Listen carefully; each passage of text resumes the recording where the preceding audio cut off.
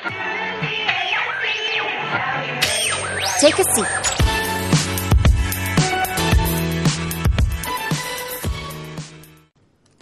But, well, most people don't like going on a diet, right? For most people, a diet is really die with a T at the end. So they say, well, let's not do it. Let's postpone it. So it goes up, 23, 23.1, 23.2.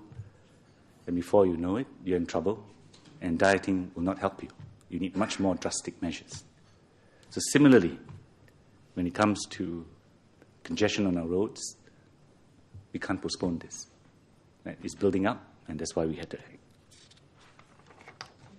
But even as we adjust the ERP system, we must also provide a viable public transport alternative. And I mentioned at the beginning just now that is what we are doing. Immediate measures we're kicking in. More train trips, increasing bus frequencies, and longer-term measures, doubling the rail network, as well as taking measures that will help us optimize our public transport system. Central bus planning, distance-based true fare. We need to do this because we need to increase the attractiveness of our public transport system. Some have argued, well, is it really necessary? Because of all these push factors now, price of petrol has gone up, pushing people into public transport. So is it really necessary? It is necessary. We have this window of opportunity now to increase the pull factor. So that if someone were to take public transport, even if later petrol prices were to fall, he or she will consider taking public transport. Maybe, say, out of 5 trips, 1 or 2 trips on public transport. What we don't want is, if you've seen this Academy Award-winning movie Crash, where there's one of the characters in there and he said, well, why don't you take public transport? He says, are you out of your mind? You actually expect me to get on a bus. Now, in Singapore, we are not in this situation, but we don't want to go that way. We want to make sure that when you get into a public transport system, you have a good experience. So a few weeks ago, I was glad to see an article by a Straits Times journalist, Miss Posh Nosh, who went budget by giving up her car and taking the bus for a week. She wrote, I was sweaty beyond belief at first, but became progressively less so as the week wore on. And by the end, she's almost a convert. I now have an EasyLink card, she says, and I'm not afraid to use it. I hope that there are more like Miss Posh. So that is on why we have to act now. The other question, the other challenge that we face is people asking, why me? As I said, when we have a measure, a policy measure, people are impacted differently. Different people impacted in different ways. You look at this, distance-based true fare. Most say, well, it is a fairer system, but I've circled that out to you. Some say, well, what about those who take direct journeys? Are they adversely affected? To understand how different groups of commuters are impacted by our policies, one of the key decisions that we made was to ensure that there's always engagement at the ground level, that those who are affected, we engage them so we have an understanding of what the issues on the ground. We can't act like a bulldozer. You need to get the feedback, and from the feedback, better policies are made. So consultation is not it's not an optional extra. It is a key part of policy making, and it helps, as I said, to make better policies. For example, many people argued that our policy on PRF and COE rebates was inconsistent with our policy in promoting public transport. We agreed. So these rebates now can be encashed. More recently, the Chinatown Business Association, they were concerned with the impact of ERP on their businesses. So LTA went down to listen. So we brought forward the review period by a month, instead of 4 months, 3 months. And if the traffic conditions continue to improve, we will adjust the rates accordingly. But consultation doesn't mean that we try to please everyone. That's not possible. If we were to set out trying to please everyone, we end up nowhere. You are going to have a government that is rudderless. Yeah. So you need to have a sense of direction. This is a long-term goal, long-term position to benefit all Singaporeans, and we're taking steps to achieve that goal. If we were to do otherwise, if we were to make decisions based on emotions or public sentiment at any moment in time, then we're going to end up like this French interior minister, at the height of the French Revolution. When Paris was burning and people turned to him for help, his advice to people turning in for help was, there goes the mob, I must follow them, I'm the leader. We can't do that here. Yeah. So instead we must remain focused on what is the greater good, think about the long term and what is in our collective benefit. You take distance-based true fares. As a first step to transiting to distance-based true fare, the Public Transport Council will likely this year, Mr. Gerard Yee, the chairman of the PTC, have said so, raise the transfer rebate. By doing this, majority of commuters would benefit. But there will be those who take mostly direct trips, and they are concerned. So some commentators have said this is like robbing Peter to pay Paul.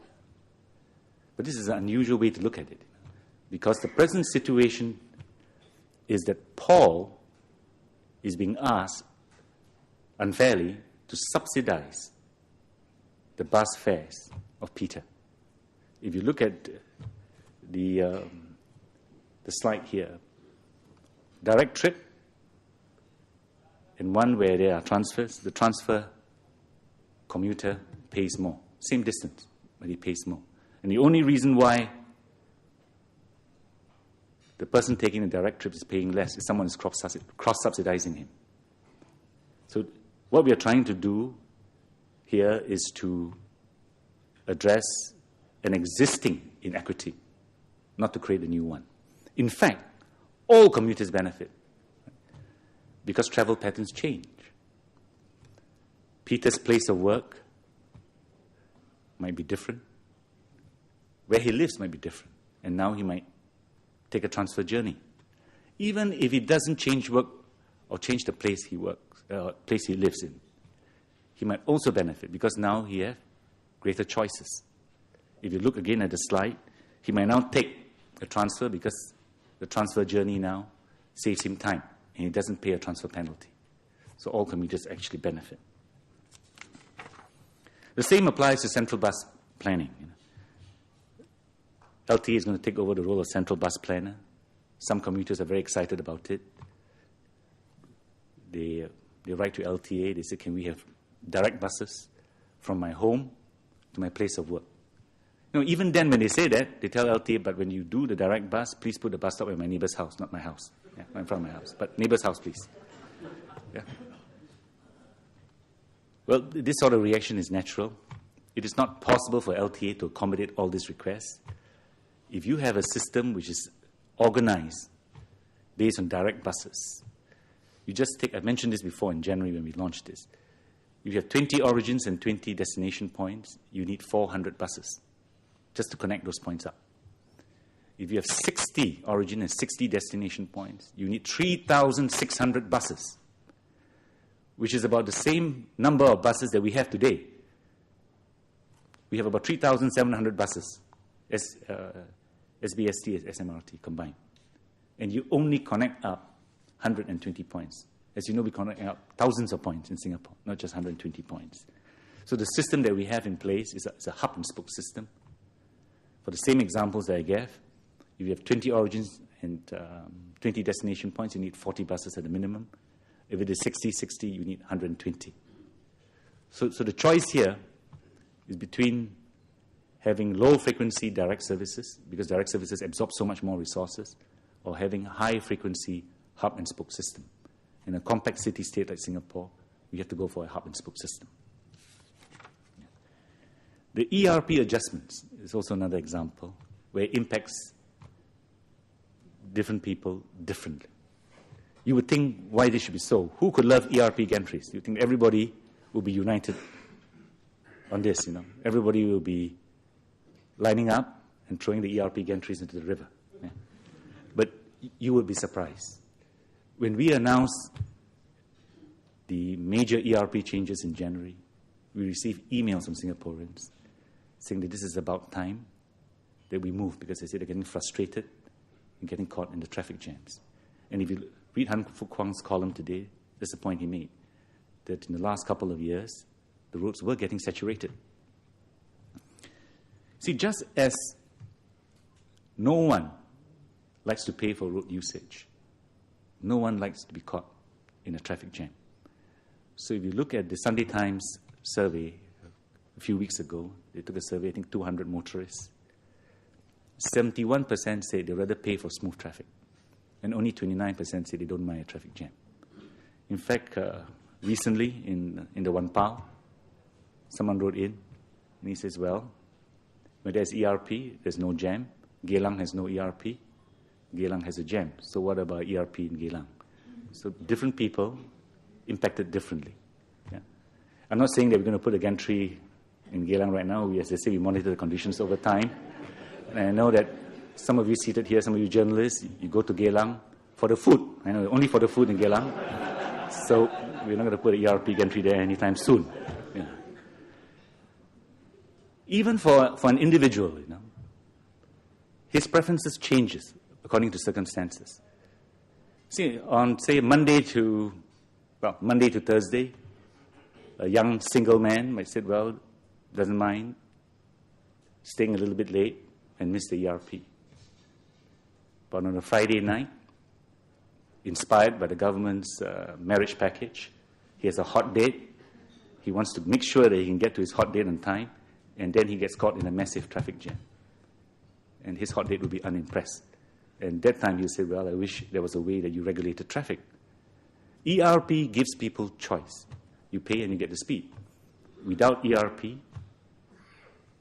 you end up not just with the frustration of being caught in a traffic jam, but the added aggravation of not being able to predict your travel time. So a journey on one day, on a Monday, can take you 30 minutes. On a Tuesday, it might take you an hour. On a Friday, it might take you 2 hours. And that is frustrating and that is aggravating. The fact of the matter is that when we put up ERP gantries, we do that as a last resort. With traffic engineering solutions, we try to widen the roads. It's only when we have no choice, we put up ERP gantries.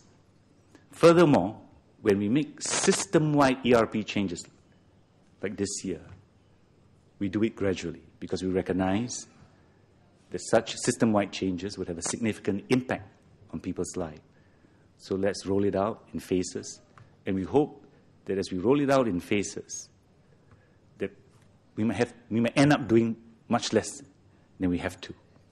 So if you look at the April 7 gantries that we put up, in January we announced 18 half-hour time slots.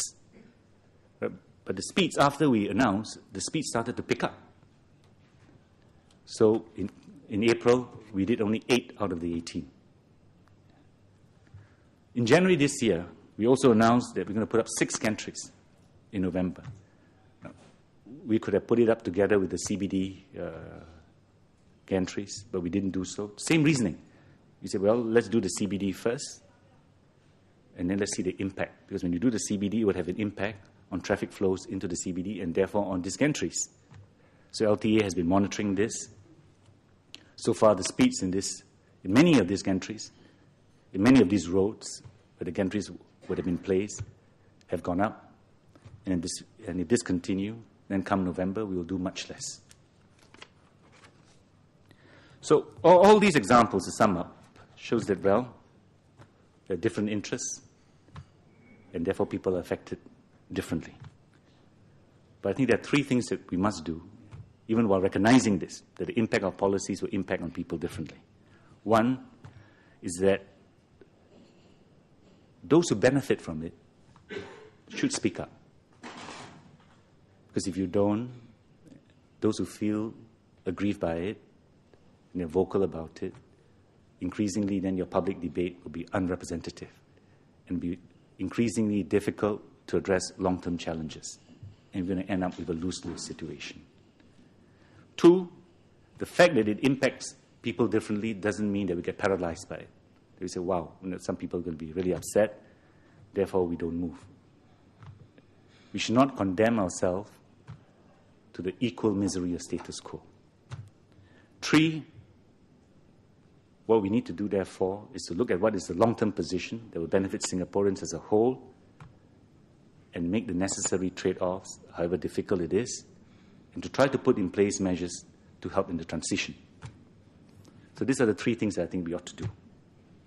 Our ultimate goal is to ensure that as our economy and as our population grows, we continue to have a Singapore, a city that is livable, lively, and vibrant. If you look at this is, we launched the Land Transport Master Plan. We also had this one for the community. The key is a livable city. Shin Min ran this, and Shin Min said that I don't know whether anybody from Shin Min here, but said that cartoon character in there is me. Yeah? But I'd like to assure you all, for the record, it's not me because the character is handsomer. Yeah. Well, in closing, it's a pleasure to see all of you. I want to thank, in particular, Leslie Fong for initiating this, inviting me to come here today, Patrick Daniel. Gives me an opportunity to be with old friends, meet new friends, and to remember friends who have left us. Eddie To, Teh Ching Kun. I wish all of you well. Thank you.